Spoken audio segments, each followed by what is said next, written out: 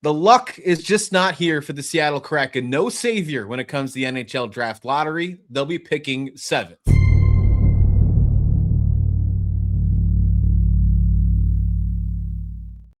Yes, welcome on in to the Frozen Deep, a Seattle Kraken podcast. I'm Christian Rao here with Gavin Height, rocking the Kraken jersey, and this is powered by Up West Sports. And look, you're a better man than me, rocking that Kraken jersey. I told you I'd be unbearable if they would have won the draft lottery, but that didn't happen. It was almost the worst case scenario for the Seattle Kraken, moving down from their 6th best odds. They will now be picking 7th. It could have been as bad as them picking 8th, so it's not as bad as it could have been, but still pretty bad. And what's worse, the Toronto Maple Leafs is picking 1. You know, the Toronto Maple Leafs have missed the playoffs twice, and in those 2 years they've missed the playoffs since, I think, 2010. They've won the NHL Draft Lottery. Austin Matthews and maybe Gavin McKenna in the 2026 NHL Draft, both in Buffalo, by the way, too. The drafts are in Buffalo for both those times. Oh, wow. That's good makes knowledge. You wonder, is it Makes rigged? you wonder. Is it rigged? Right? What do you know? It's so hard to say it's rigged. I mean, they do this thing right on TV, but I don't know. It's just such a interesting thing to look into. But Very that's unique. not what we're here for. Yeah, that's not what we're here for today to talk about. Let's talk about what the Kraken need to do. Now that they're picking 7th in here, who maybe could they pick? What does that mean for Jason Botterill in the front office? Because obviously you're not going to get a guy that's most likely going to be a plug-and-play player from day one. You know, that scorer, that Gavin McKenna kind of player that you're hoping to get is most likely not falling to 7. So, Gavin, take me through your thought process here. What do you think about the Kraken, the picking 7th in the NHL draft? Yeah, for me, it was kind of expected. I think the way the Kraken, everything's been going with the operations. I think, this is kind of a force to the testament of Botterill. Hey, man, you got 7. You're not going to get lucky and go grab number 1 and number 2. You got to go do the other things right. You got to go and make sure to retain Bobby McMahon, go get these guys in free agency that you need to get, trade away some players, or start being frugal with the way that you're trading in the specificities of the draft. Now I can't say that word. Specificities of the draft. So you have 2 first-round picks this year. You have, I believe, 2 first-round picks next year. You have a lot of capital to go get McKenna if you want that number 1 pick. If you want the number 2 overall pick to go get Ivar Stenberg, who's also supposed to be a game changer at the next level. So depending on who you really, really want, that could be an option that you throw the house to go get it. Because you need a game changer. You need a game changer, and it's not guaranteed from pick 7 and number 26. We can get into some of the other people that might fall at number 7 that, if we stick and pick at number 7, if we're not able to, jump up in the draft or whatever, we could talk about some people that may be available there that still could be a good fit, but there's just the direction of this new club has to be different than it was in years past. So how am I feeling at number 7? I feel like this was earned. Is probably the best way I could put it.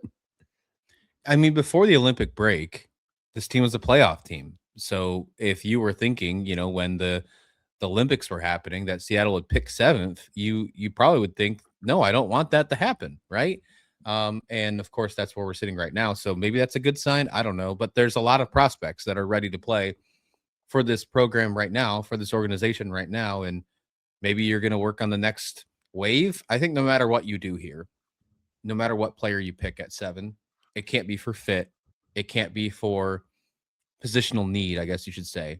It needs to be for best available, because you already have a pretty stacked minor league system, and you just need to continue to flood that, because I have a feeling you're about to enter the summer of trades. This free agency market is not going to be very robust, if you will. So I do think there's going to be a lot of trades happening when it comes to not just the Kraken, but the rest of the league. And you're going to have to move some of these prospects if you want to not be in a full rebuild, because San Jose moved up to pick number 2 as well. San Jose just had Celebrini. They just got Messi last year, and now they have the number 2 pick again this year.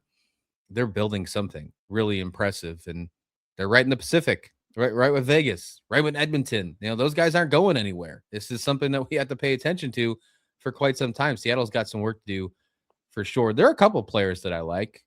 I think obviously McKenna and Sternberg are probably going to be the first. Steinberg, I think it is actually, is going to be the first tier that are going to be leaving off the draft. I was looking in the first round picks since the Kraken has picked. I'm sure you know this, but the Kraken's never picked a defender in the first round. It's never happened. That was the direction I was going to go. O'Brien, Bernays, or Matty B, Shane Wright. So I wonder if they go defense here. But if they didn't go defense, if for some reason Caleb Malhorta fell to 7, I think that would be a blessing in disguise. I mean, he plays for Brantford. O'Brien's in Brantford right now. Like, that is like a match made in heaven if you could get him in the Kraken organization. Yeah, I like him. There's a couple other guys that kind of fall in that mix. For the defenseman, for one that I'm hoping that drops, that was kind of a top 3 guy for most of the years, the Keaton Verhoeff kid out of North Dakota. He, in the 36 games that he played at North Dakota, 6 goals, 14 assists, but this guy plays stellar defense. And I'm also not against going with a top tier defenseman if he falls to you. You just got to find other ways to go get your offensive players the pucks in the net. If it's via trade somewhere else, or if it's if you can win if you can win some people to want to come up to the Northwest in free agency. But Keaton Verhoeff is one that was kind of top 3 all year. He's slipping a little bit to 4, 5, 6. I've seen on some other boards. Elite Prospects is one of my favorites to go to, and they have him as number 5 going into this draft. And yeah, Keaton Verhoeff really sticks out to me. Another name that sticks out to me is Liam Ruck, who is with Medicine Hat, also in the WHL. If you're a Seattle fan, you're familiar with the WHL. That's all the hockey that we had pretty much in the Northwest. Besides the Tacoma SaberCats, once upon a time, we had the Seattle Thunderbirds. We have now the Everett Silvertips, and if you live further south, you got the Portland Winterhawks. Then the rest of the WHL, you got Spokane, and you got Tri-Cities as well. But yeah, Liam Ruck, 45 goals, 59 assists, over 100 points total for 68 games. Keep an eye on this kid. And then the other one that I really like is Ethan Belkets out of the Windsor Spitfires, which is the OHL. If you're unfamiliar with the OHL, it is under the CHL branch. The CHL branch is the Canadian Hockey League, and it runs the QMJHL, which is Quebec, OHL, which is Ontario, and then WHL, which is Western Hockey League. So those are the guys I like. Ethan Belkets, through 57 games this year, 34 goals, 25 assists for 59 total points. Yeah, those are some of the guys that really stick out, are the pucks in the net type of guys. Are these the guys that you think would be taken at 7, all of those players, or some that would be taken at 26, or making a trade to find yourself in the middle there? These guys are towards the top. It depends on how the first 6 picks. If we're sticking and picking at 7, it depends on how the first 6 go. But I'm targeting number 7 with these guys. These are the guys that you're taking a look at. And there's some other guys that are very good that are also in the top 10. It's just I'm unfamiliar territory when you see guys come from overseas, like guys that play in the Liga overseas that only have a couple goals, yet they're playing against some top tier competition. It's their professional league. It's always a little bit difficult to kind of see exactly how they're going to translate over here. Oscar Fisker Molgard, I believe, was one once upon a time. And so, yeah, it's just curious to see what that looks like. I'm not against any of those guys. However, we have a little bit more clarity with our CHL guys. I think we need at least one reach above us at 7, at least in my mind. From what I've done research on, and again, I'm a little newer to the NHL prospect side of things. There's no doubt about that, but I've definitely done some deep dives knowing that we're a lottery pick now over the last couple weeks since we started this podcast. I felt like there was 6 players. I felt like if you could get to 6 and stay at 6, you could at least get the last of whatever's left. I felt like there was 6, and then there was another tier There was, of course, that one or two players in the tier one, and then there was like a tier 1B that had the other four players. McKenna and Stenberg, I thought, were their own tier. Then I thought Malhorta was right there. I thought Chase Reid was in there. I thought Verhoeff, as you mentioned, and that was really the five. And then I think you need to have one player to reach, and if they reach, then I think you're in a really good case to maybe get one of those five players. So I guess actually I think five players, not six. And if you can make that work, then I would feel really, really good about Seattle's chances. I keep seeing them get mocked Albert Smits. I don't know much about him, but I think I got to do some research. Another defenseman. Yes. Yeah. Albert Smits, he's another overseas guy, defenseman, 38 games, 6 goals, 7 assists.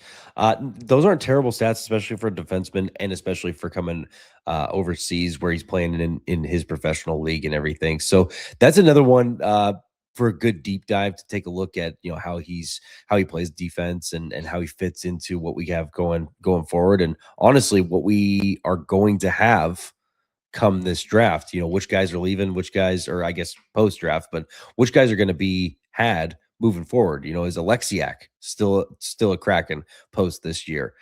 Some good questions kind of going out of this. And another name, I forgot about this one. He slipped in the elite prospects uh, NHL draft, but JP Hurlburt for Kamloops, which is just north of Seattle. He's 42 goals, 55 assists, 97 total points over the 68 games that he's played. He's listed at number 28 on them.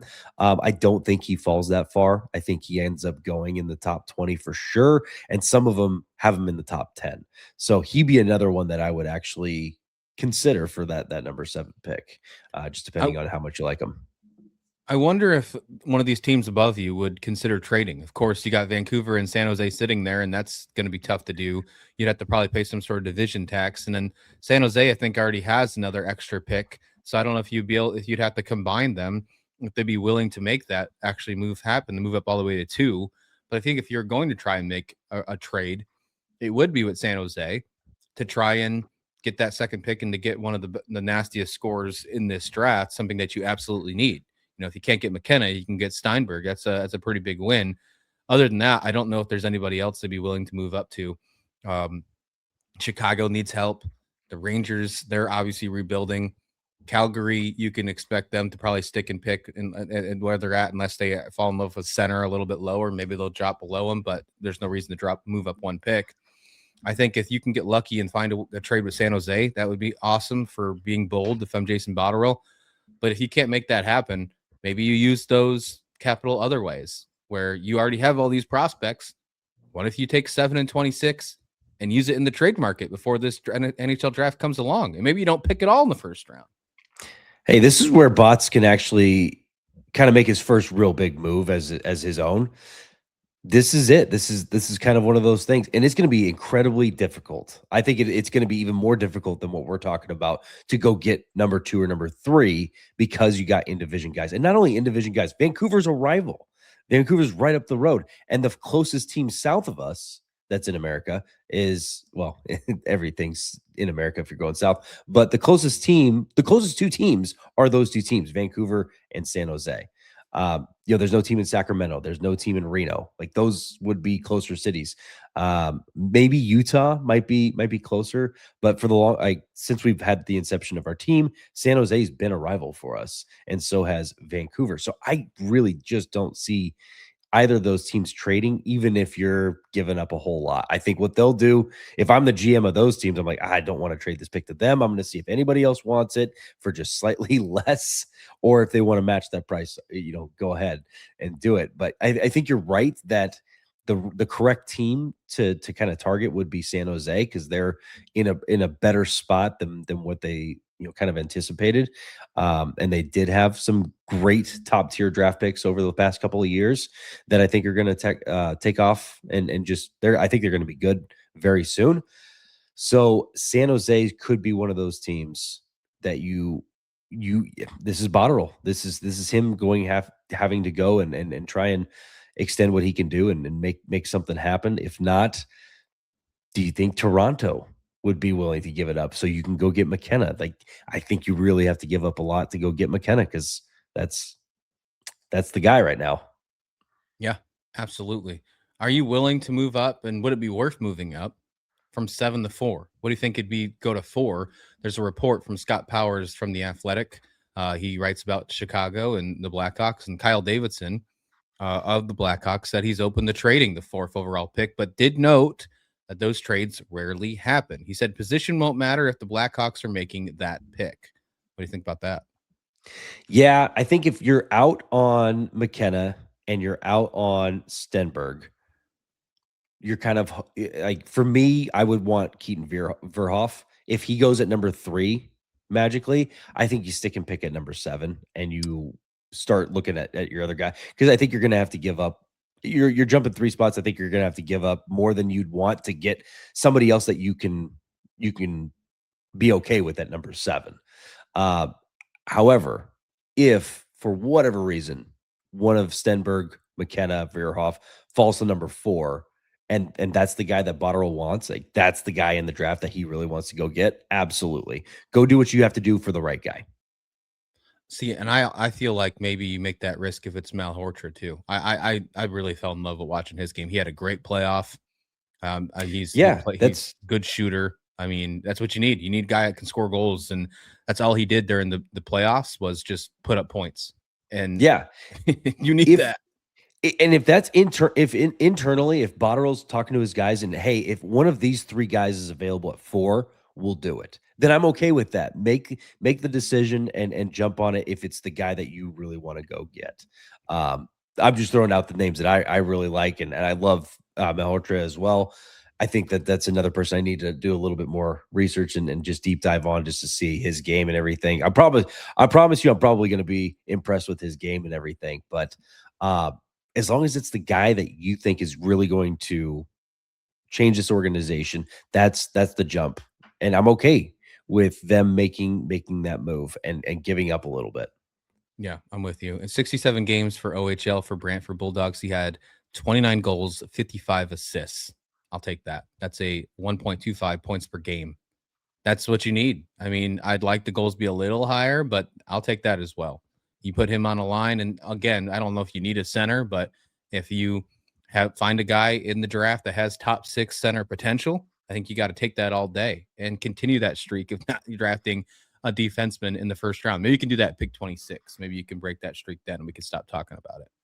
Yeah, maybe we can find one there at 26, which looking at those defensemen down there, Xavier Villeneuve, I don't know if I doubt he's related to Nathan Villeneuve, who's one of our own in our own system. But Xavier Villeneuve kind of fits the mold there down in the 20s. So Ryan Lynn, Vancouver Giants, he's another one just to kind of keep an eye on and stuff. But there's plenty of ways that you can run with this draft, and I'm very excited with a touch of nervousness to see what Botterill does, because this is his first real test on his own.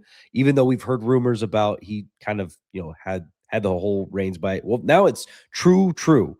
He is running this thing on his own. He is clearing house. He is, getting rid of people, whether Jessica Campbell decided to leave on her own or he actually let her go, I don't know. However, he's clearing house. He's changing things up, and it's finally his show completely. So yeah, run with the ball. So let's see what you got.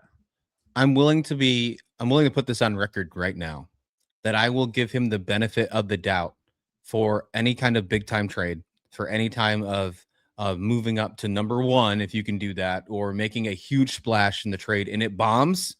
I won't blame him. I'll just say I'll say it was a bust. So be it. It happens. But at least he tried. At least he tried to jumpstart this organization, something that has been failing for almost 5 years now.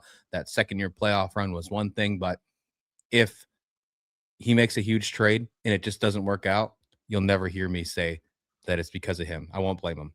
Yeah, because I at this point I wouldn't even call it high risk, high reward. I would call it medium risk, high reward, because maybe you miss. Maybe you went and jumped up to the number 4 spot and you grabbed somebody who you thought was really good, Malhorta, Verhoff, whatever those guys, and they're busts. And then one at pick number 7 ended up being, an every year All-Star. I'm okay with that. I'm okay with that attempt. I guess is the best way to put it. That's the worst case scenario that could happen is you jump up and one of those guys is a bust, and then the person that your pick or around your pick ends up being an all-star. So I'm okay with the risk because this is the time that you have to take risks. You have to start putting something together, and you got to start competing within. That's a great thing with this league, with the NHL, with the NFL. You can turn these teams around within a year or two. You can, if especially if you have a decent pool of players coming up through your prospect line, which we do, which I think we have a pretty good little pool of players that within a year or two and some good free agency pickups and who knows a player that comes in right away from the draft. We see those every now and then. Yeah, Berkeley Catton turns a corner. This team could be really good if you do this thing correctly.